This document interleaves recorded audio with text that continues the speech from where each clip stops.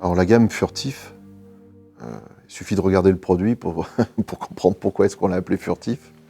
Il y a un vrai côté bombardier, c'était le F-17 je crois, bombardier américain qui était construit avec des facettes qui se rejoignent. Au début, on ne l'a pas trop fait pour la vendre, c'est assez rigolo. On l'avait fait un petit peu aussi dans l'esprit, la gamme concept car qu'on expose, mais bon, tellement un peu, ça sort tellement des codes que jamais on va la vendre. Et là, c'est vraiment ce qu'on a essayé de faire sur ce produit-là, c'était de faire un produit très géométrique, un produit assez technique. C'était vraiment plutôt une démonstration d'un design, d'ailleurs c'était pour un prix. Et au final, il a pris, et donc on a dû en refabriquer beaucoup plus. Et aujourd'hui, ça fait plus de 10 ans qu'on le vend. Un produit dont toutes les surfaces se rejoignent sur des angles. Et alors là, on pourrait se dire, mais c'est un cauchemar en termes de prise en main. Et en fait, c'est un produit qui est étonnamment confortable. Ouais, il a été demandé, on en a fait, refait une série, puis encore une nouvelle, et puis au final, il est devenu une gamme de permanents sur notre site marchand. Et aujourd'hui, c'est un des produits qui sort le mieux, qui sort le plus. J'irais même jusqu'à dire que c'est probablement l'un des plus confortables de toutes les gammes. On a une facette qui est ici, là, qui fait la jonction entre le manche et la lame, qui est inclinée et qui va vers la lame. Donc là, quand on veut prendre la lame pleine main pour couper, c'est super agréable. C'est vraiment extrêmement agréable. Mais par contre, quand on est sur un salon professionnel avec des produits en démonstration, clairement, moi je vois très très bien, rien qu'au regard, je vois si ça interpelle les gens ou si ils sont interpellés ou ils sont d'emblée rebutés. On a un produit avec une volumétrie, un manche qui a une volumétrie assez importante. Là aussi, on a de la force. Ça permet vraiment de couper avec beaucoup de force. Alors, la prise en main, ils ont très peur. Au niveau de la prise en main, il y a des facettes, la prise en main, ça doit être extrêmement désagréable. Et en fait, quand on a la chance d'être sur ce salon, et donc ils prennent le produit en main, et là ils se disent ah ouais, mais non, finalement, ah ben non, parce que bah oui, les angles ils sont facettés, donc c'est pas. Ah ouais, finalement, la prise en main, elle est bien. Ah ouais, non, finalement, c'est bien.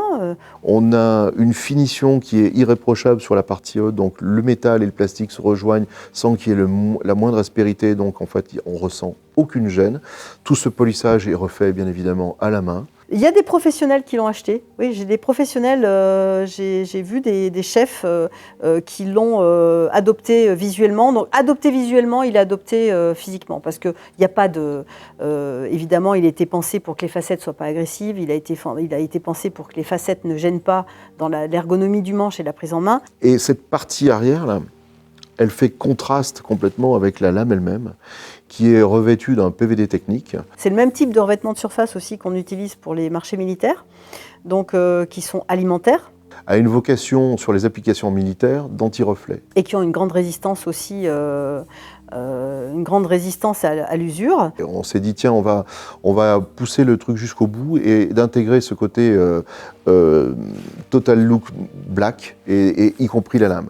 Et donc ce revêtement, qui est un revêtement PVD, qui est un revêtement qui est déposé en chambre sous vide et qui fait quelques microns, même si au départ donc c'était la caractéristique d'anti-reflet qui était intéressante, là dans notre cas c'était le côté anti-rayure, la protection. Ça a eu également comme corollaire d'améliorer la résistance à la corrosion, parce que même si le PVD n'est pas imperméable, il y a une porosité résiduelle, n'empêche que ça empêche beaucoup d'eau de passer, et donc du coup il y a une vraie conservation de la qualité de la lame, d'éviter les rayures et de la protéger contre la corrosion. Produit très technique et visuel. Voilà, donc là, clairement, on aime ou on n'aime pas. Il n'y a pas d'arbitrage. Moi, personnellement, j'aime beaucoup.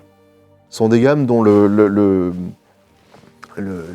on va dire l'angle de la lame est très resserré. C'est un angle qui est très resserré, ce qui permet de favoriser une coupe de qualité, de très très grande qualité. Et on a là, une fois qu'on a fait notre dernier fil, la caméra est assez loin, hein, mais j'imagine que même à distance, on doit voir ce fil de coupe, parce qu'il est fait de façon très régulière. Voilà, on sent quand on passe très légèrement le doigt.